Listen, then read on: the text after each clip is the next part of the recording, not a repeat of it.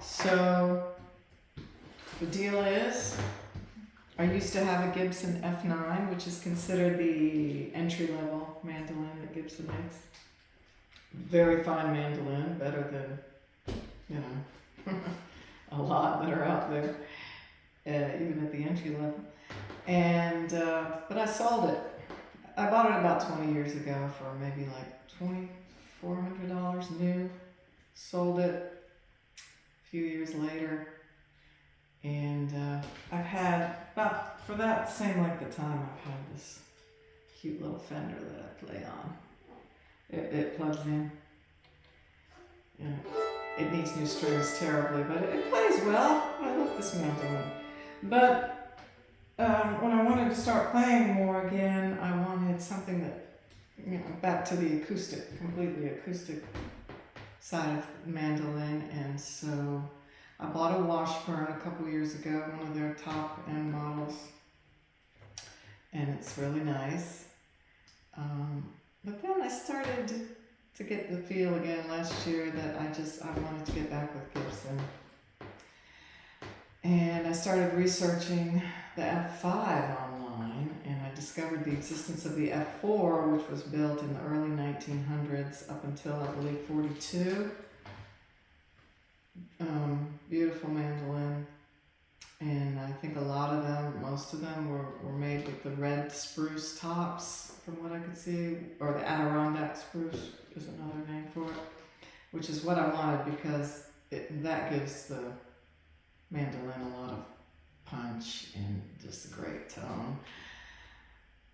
But it was hard to tell how many of those were made with it. It was just, it's a lot of, I don't know, but I did end up ordering one on Reverb, and it was a 1918. It was gorgeous.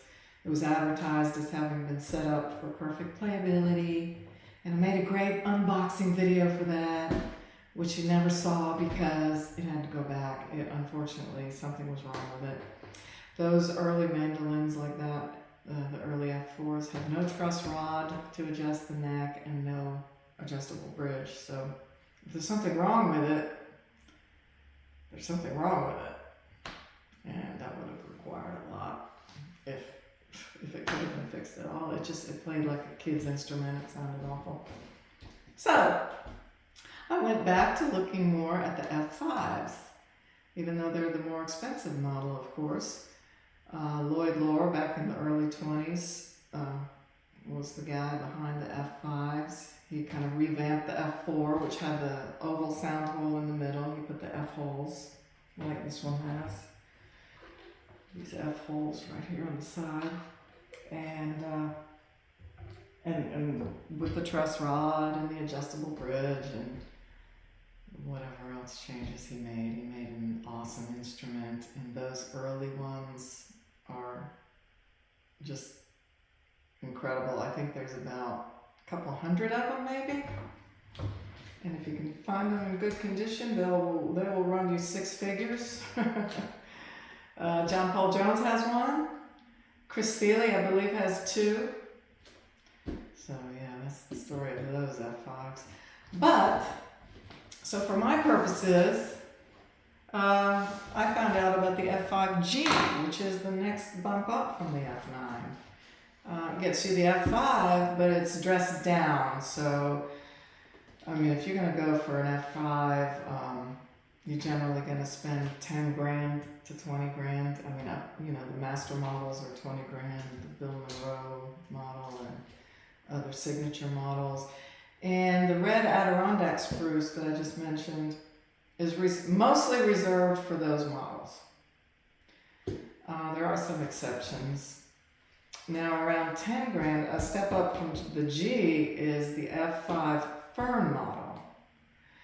And that's actually what you can see on this box. You can see this, I hope I'm showing this fern ornamentation on the headstock there. Now that's not what I have, because I have the G. That fern ornamentation is a big deal and costs a lot. But I don't think, from what I understand, those are not made with the red spruce. Ooh, I went ahead and opened the top so I can get this out, although I have not seen it yet. So we're doing this together.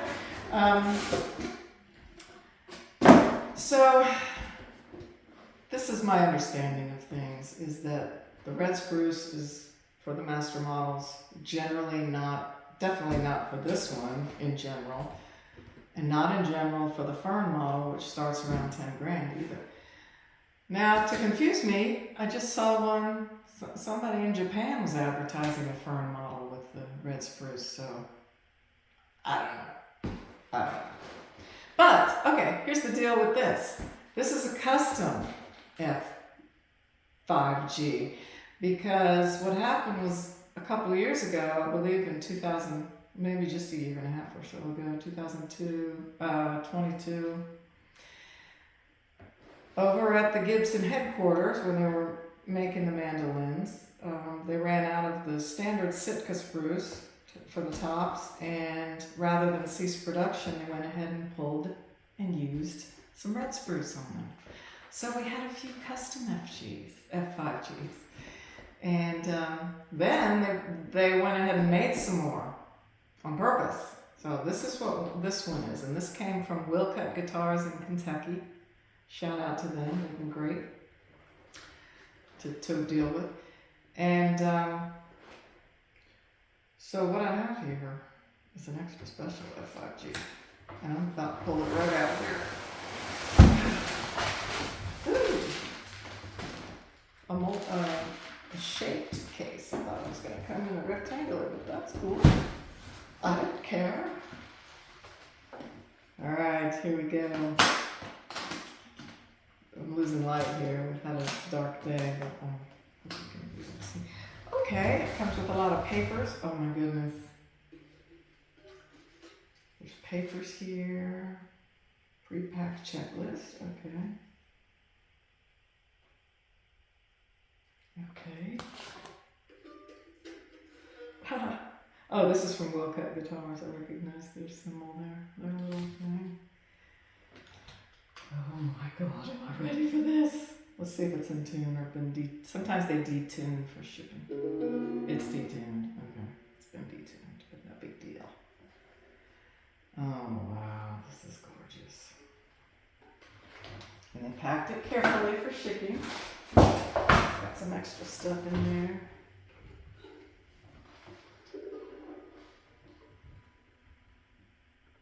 I hope you can see. I know I'm losing light here. Sorry about that. So with the F5G, they give you a flower pot headstock up here. Still says the Gibson, which is generally what is signifying the F5 pearl truss rod cover there. And oh my gosh, it's got they call it a dark burst finish. It's kind of reddish, which I love.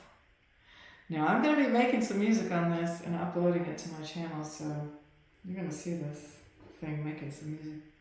Sorry I can't do it right now. It's going to take a minute to tune it back up. So,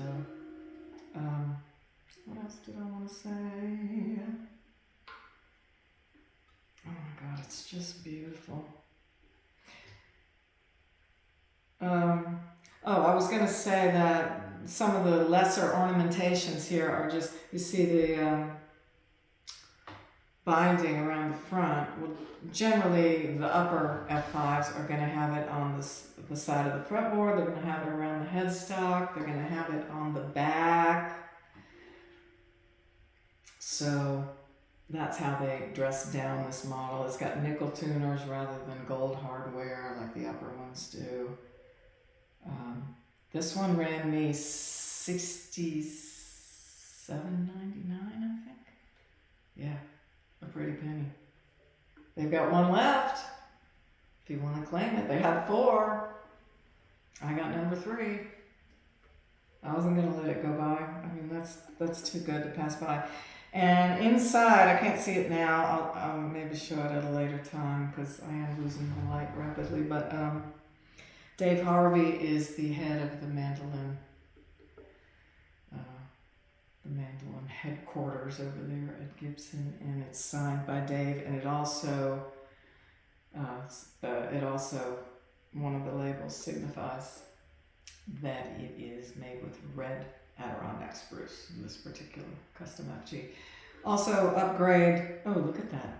I think that's flamed maple, if you can see that, on the back and the sides. Kind of looks like tiger stripes. And also the sunburst, the dark burst, is also on the sides and the back, which is an upgrade from the previous F5Gs. So that's why this is more of a custom model. But anyway, I guess I better go because you might not be able to see much at all here. But stay tuned for some really good music, hopefully, from this beauty. See ya!